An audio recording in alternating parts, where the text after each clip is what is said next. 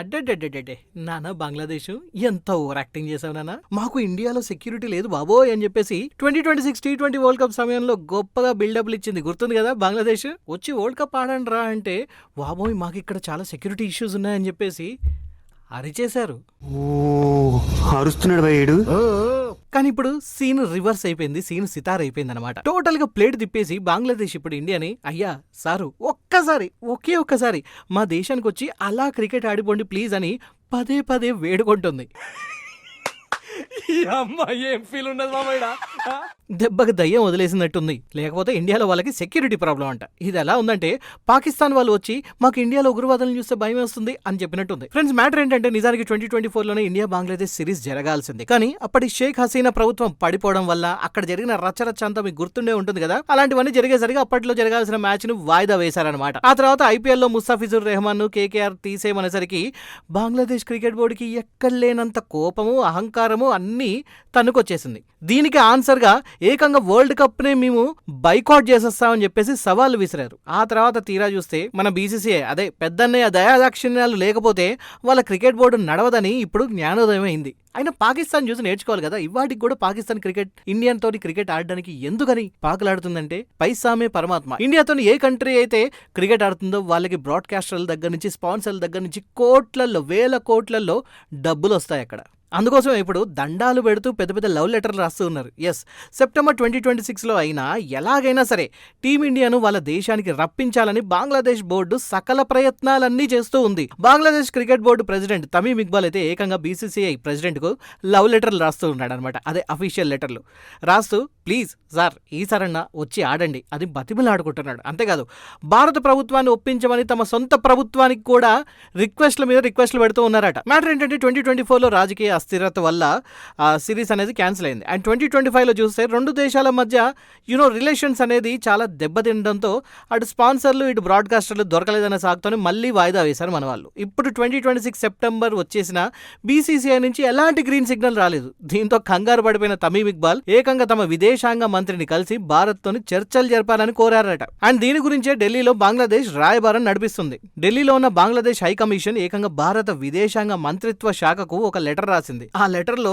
ఏకంగా పెదరాడు సినిమాలో మోహన్ బాబు గారి డైలాగ్ ని కాపీ కొట్టారా అన్నట్టుగా అనిపించింది. The relationship between two countries should be like a fish and water but it should not be like a fish and fishermen అన్నట్టుగా రాశారు. నిజమే, మీరు ఫిష్ అయితే మేము ఇక్కడ ఫిషర్మెన్ అవుతాం ఏంటి ఎలాగిచ్చాను. నువ్వు సూపర్ రా. ఇంతగా లెటర్లో ఏం రాశారంటే క్రికెట్ అనేది ఇరు దేశాల అనుబంధానికి చాలా ముఖ్యం కాబట్టి ఈ సిరీస్ జరిగేలాగా చూడండి. వైట్ బాల్ క్రికెట్ లో ఉన్న మజాని ఇరు దేశాల అభిమానులకి మనం పంచుదాం అని చెప్పేసి ఇండైరెక్ట్ గా అడుక్కుంటున్నారు. సో వాళ్ళ లాజిక్ ఏంటంటే ఎలాగో ఇప్పుడు దౌత్య సంబంధాలన్నీ సెట్ అయ్యాయి కదా, మన ఇద్దరి మధ్య బిజినెస్లు జరుగుతున్నాయి, చర్చలు కూడా జరుగుతున్నాయి కాబట్టి సరదాగా అందులోనే క్రికెట్ సిరీస్ ని కూడా ఒకటి యాడ్ చేస్తే మేము కూడా మీ పేరు చెప్పి బతుకుతాం కదా అని చెప్పేసి ఓ లెటర్ రాశారనమాట. కానీ ఇండియా మాత్రం బంగ్లాదేశ్ ని పాకిస్తాన్ కేటగిరీలోనే పెడుతుందా అన్నట్టుగా అనిపిస్తుంది ఇప్పుడు. ఎందుకంటే మన భారత విదేశాంగ మంత్రితో బంగ్లాదేశ్ అధికారులు సమావేశాలు అయితే జరిపారు. అయితే ఇక్కడ అసలు విషయం ఏంటంటే BCCI షెడ్యూల్లో విండో అయితే కేటాయించినప్పటికీ భారత ప్రభుత్వ అనుమతి లేనిదే టీమిండియా బంగ్లాదేశ్ లో కాలు కాదు కదా వేలు కూడా పెట్టదు. అంటే ఒకప్పుడు పాకిస్తాన్ ను పక్కన పెట్టినట్టే ఇప్పుడు బంగ్లాదేశ్ ని కూడా అదే కేటగిరీలో చూస్తున్నారా అని సందేహం కూడా మొదలైంది అందరికి.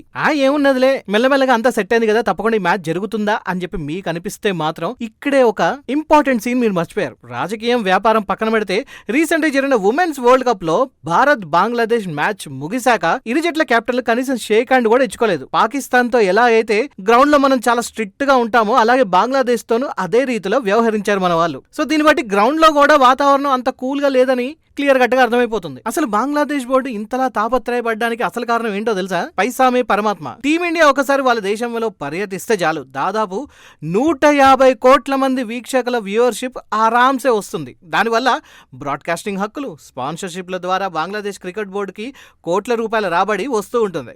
ఐర్లాండ్ అండ్ జింబాబ్వే లాంటి దేశాలకు కూడా భారత్ జట్టు వెళ్లేది వాళ్ళకు ఒక రకంగా చెప్పాలంటే సోషల్ సర్వీస్ చేయడం, అదే ఆర్థిక ఊరటని ఇవ్వడానికే మన వాళ్ళు వెళ్తూ ఉంటారు. అరే అక్కడ ఒక్కసారి విరాట్ కోహ్లీ వాళ్ళ కంట్రీకి వెళ్తున్నాడంటే లాస్ట్ పేజ్ లో ఉండాల్సిన స్పోర్ట్స్ న్యూస్ కాస్త ఫ్రంట్ పేజ్ లో విరాట్ కోహ్లీ ఫోటోతోని అచ్చుబడిపోవాల్సిందే. ఇప్పుడు విరాట్ కోహ్లీ ప్లేస్ లో మన వైభవ్ సూర్యవంశీ వచ్చాడు అనుకోండి, అది వేరే విషయం. సో ఇంతలాగా క్రేజ్ అండ్ ఇంతలాగా బిజినెస్ బిజినెస్ జరుగుతుంది కాబట్టి ఇండియాతోని క్రికెట్ ఆడడం అనేది వాళ్ళకి చాలా అవసరం. సో సింపుల్ గా చెప్పాలంటే బంగ్లాదేశ్ కూడా ఇప్పుడు ఆ పైసలు కావాలి. సో మరి ఇలాంటి టైంలో మరి భారత్ వాళ్ళకి సాయం చేయడానికి బంగ్లాదేశ్ వెళ్తుందా లేదా పాకిస్తాన్ లానే పూర్తిగా పక్కన పెడుతుందా అనేది చూడాలి. మరి ఫ్రెండ్స్ మీరేమనుకుంటున్నారు? ఓవరాల్ గా బంగ్లాదేశ్ తోని మన ఇండియా క్రికెట్ ఆడాలా వద్దా?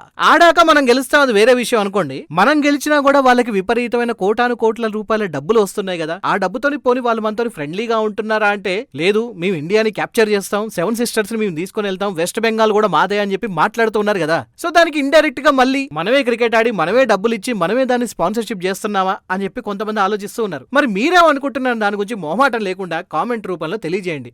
ఇండియా బంగ్లాదేశ్ తోని క్రికెట్ ఆడాలా వద్దా, లేకపోతే పాకిస్తాన్ లానే పక్కన పెట్టాలా? కామెంట్ చేయడం మర్చిపోదు.